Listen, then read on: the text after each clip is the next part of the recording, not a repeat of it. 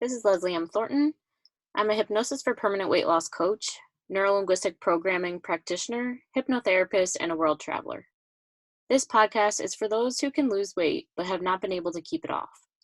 They're constantly obsessing and trying to control their weight, regardless of their size, and have tried every diet under the sun, maybe even surgery, have been successful losing weight in the past, only to gain it all back again.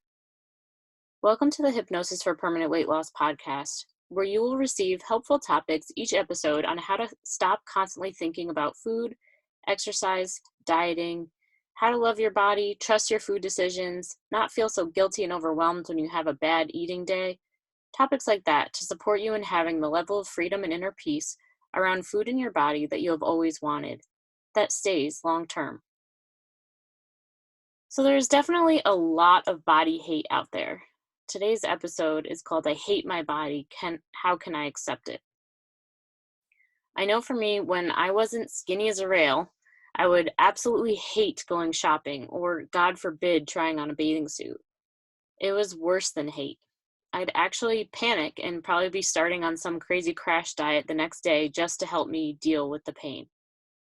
If you haven't heard episode 2, go back and have a listen or email me at coachmeleslie@gmail.com to receive your copy as I speak more about this familiar cycle.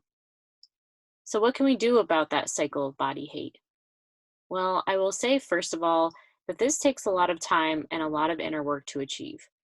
Body image is one of the hardest and slowest mindsets to recreate, but with constant effort and due diligence, I will say that it is 100% possible. I remember a day about a year ago after doing this work when I was scrolling through Facebook and saw a woman with a bigger body, and prior to doing this work, the first thought I'd normally think would be, oh, that poor woman, she must be sad or depressed or unhappy or unhealthy. But for the first time ever in my entire life, the first thought I caught myself having was, look how beautiful that woman is. I saw her eyes gleaming, how happy she looked. I wondered what she did that day with her children that made her feel so happy. And that never would have happened before, but was a clear sign of my mindset shift I had created, which was gigantic. Another more personal example is that today I have more volume on my body than I ever have before in my life. And before doing this work, I would hate my body, really hate it, and probably just wear the baggiest clothes I could wear and try to make it go away. But today, after doing this work, I thoroughly enjoy going shopping and do accept the way that I look every day. Sure, do I have thoughts about desiring it to be a bit lighter and trimmer sometimes? Absolutely. But I remind myself of all the great healthy habits that I continue implementing on a regular basis that feel good to me, and the amount of balance I have in my life now, not having to follow a strict diet or exercise program anymore, because I know it drove me crazy. And again, I reached that state of love and acceptance. Again, I'll say this took a long time to master. It took a lot of retraining my brain to stop focusing on the panic, scarcity, I'm not good enough, bad, fear thoughts, and start focusing on the progress and the reality of how far I have come on my health and wellness journey over time. Even Oprah, during an interview with Byron Katie, had a belief that my body is too big. Byron Katie walked her through the work of challenging that belief, turning that belief around. She asked Oprah, can you say with 100% certainty that your body is too big?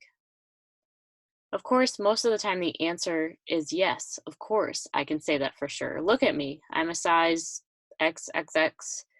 But it's slowing that question down. Can you say with 100% certainty that your body is too big? And then really noticing how you feel when you think that thought. My body is too big. Maybe you feel anxious, afraid, scared, can't breathe, tight, constantly worrying about what you should eat and shouldn't eat today, tomorrow, the next day.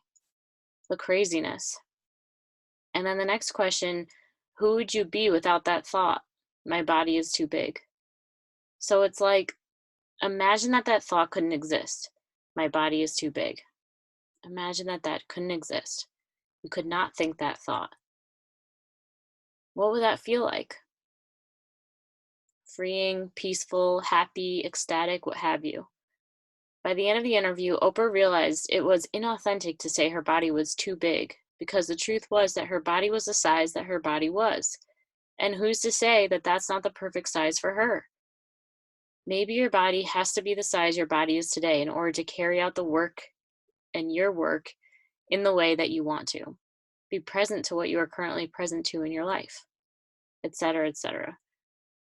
The power of trusting and accepting the way that it is for you right now. The truth is that you can't change the way that your body looks today. Your body is the size that your body is today, yeah?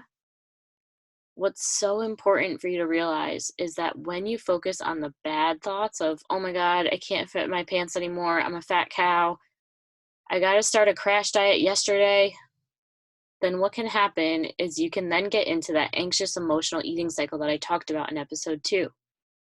And the awful weight loss yo-yo diet cycle continues forever and ever until you reach a point like I did where I just can't do this anymore.